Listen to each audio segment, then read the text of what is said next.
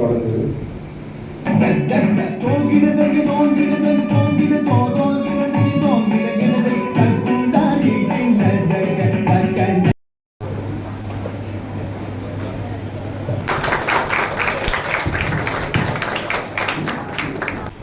புரியும், இன்னொருத்தருக்கு 5 தடவை படிச்சா புரியும்.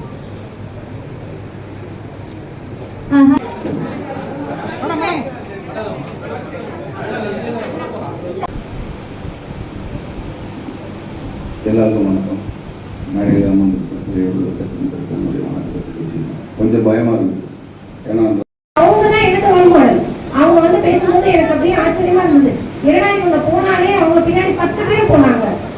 யாருன்னு பார்த்தா நெக்ஸ்ட் லெவல் ஆஃபீஸர்ஸ் அப்பதான் போவாங்க.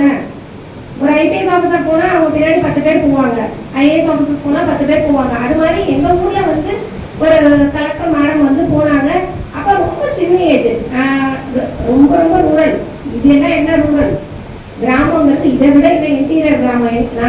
நான் பிறந்தது கிராமம் மேட்டூர், சேலம்ல புது வேலமங்கலம்னு சொல்லிட்டு மேட்டூர் டேம் கிட்ட இருக்க ஒரு வில்லேஜ்.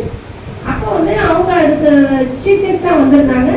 வந்திருக்கும் போது பார்த்த இன்ஸ்பிரேஷன்னா என்ன வந்து இங்க உங்க முன்னாடி ஒரு ரோல் மாடலா பேச வச்சிருக்கு. நான் அதனால தான் சொல்லுவேன், ஒவ்வொரு ஸ்பீச்லயும் நான் சொல்ற ஒரே விஷயம், நம்மளால முடியுமான்னு மட்டும் என்னைக்குமே நினைக்காதீங்க. நம்மளால முடியலன்னா யாரால முடியும்னு நினைங்க. கண்டிப்பா முடியும். சரியா? அந்த செல்ஃப் கான்பிடன்ஸ் தான் உங்களை வந்து வேற லெவலுக்கு கொண்டு போகும். இப்போ லெனின் சார் சொன்ன மாதிரி அந்த செல்ஃப் கான்பிடன்ஸ் தான் உங்களை சைரன் வச்ச வண்டியில போக வைக்கும். என்னைக்கு அப்படிதான் போகும். ஓகேவா? அதனால அது மாதிரி இங்க இருக்க எல்லா குழந்தைங்களும் ரொம்ப நல்ல நிலைமைக்கு வரணும், மென்மேலும் உயரணும்.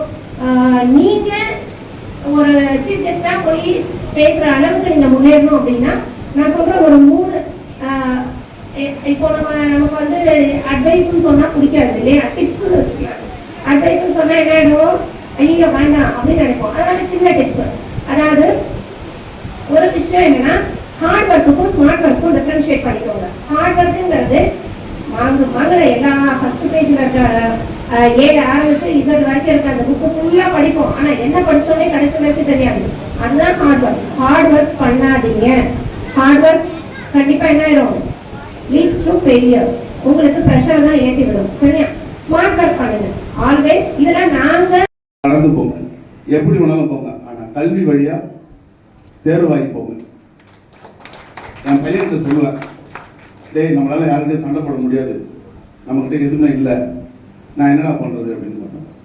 அவன் சொல்லுவான், படிக்கணும் பாடணும், படிச்சா போதாது, நீ கலெக்டர் ஆகி உங்க வீட்டுக்கு முன்னாடி கார் நிற்கணும். சார் சொன்னாங்க, உங்க கார் வந்து வீட்டில் நிற்கணும்னு. நான் கார் வாங்கி காசு கொடுத்து கார் வாங்கி நிறுத்திட்டேன். ஏன்னா நான் நடிகன், செல்ஃப் இன்வெஸ்ட்மெண்ட் எனக்கு தேவை. அதுதான் என்னுடைய பொருளாதாரத்தில் என்னை உயர்த்தும். நான் என்னுடைய இன்வெஸ்ட்மெண்ட்டை நான் வந்து வீட்டில் பாக்கெட்டில் வச்சுருந்தா என்னை உயர்த்தாது. அதை நான் என் மேலே இன்வெஸ்ட் பண்ணிக்கணும். இன்வெஸ்ட் பண்ணாதான் ஓகே ஒரு கார் வச்சுக்கிறாரு, ஒரு சம்பளம் தரலாம் அப்படின்னு தீர்மானிக்கணும். ஆனால் இந்த அரசு ஒரு கார் கொடுக்குதுல, அது என்ன தீர்மானிக்கும்? என்ன தீர்மானிக்கும்? எல்லா எதிர்ப்பையும் தீர்மானித்து வெளியே வரும், சல்யூட் அடிக்க வைக்கணும். மாற்றம் ஒன்று, தயவு செய்து படிச்சுடுங்க. அரசு உத்தியோகமாக